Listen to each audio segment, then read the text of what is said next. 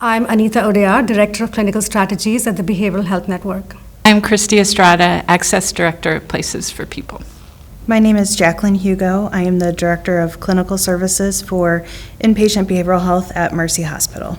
So the BEACN project is building engagement to address complex needs. They have complex health needs. They have housing instability. They have a lack of insurance. They might have chronic illness. And if you add on to that mental illness, it's like the perfect storm that our system is not capable of addressing in an acute care setting.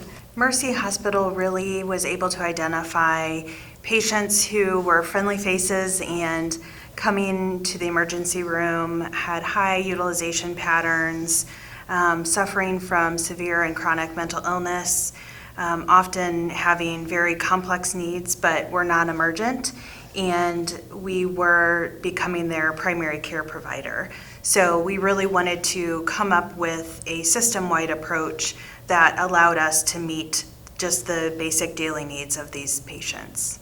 We're really using a system-wide approach between not only Mercy Hospital, but Behavioral Health Network and Places for People to come together to create those wraparound services and bring together all of the resources in the community that would meet the needs of these patients. Well, I think we've really been able to demonstrate that having continuity of care between inpatient and outpatient changes the outcomes for the people that we're serving. There's not a discrete, abrupt stop when you leave the hospital and then perhaps a new plan of care. We're able to have one plan of care and work together as one team, as one provider, which really, I think, makes our folks feel more supported and really initiate treatment that we can sustain when they leave the hospital. Seeing the work that Behavioral Health Network has done to help support the project, because when you're doing the work, you feel like you're doing good things and there are good outcomes, but you don't always have the data to show it. And it's been very affirming to see how they have kind of put shape and form to the work that we're doing so that the rest of the community can see the positive outcomes and how it's a good investment for the community overall. We have seen a huge impact at Mercy Hospital. There has been a 76% reduction in utilization patterns. We have seen our patients who used to be friendly faces, they're no longer coming to the emergency room. They have housing, food, all of their basic needs.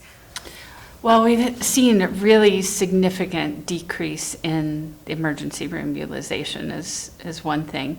We've also been able to really impact the lives of the folks that we're working with that have severe mental illness and co-occurring medical problems, don't have a safety net in the community.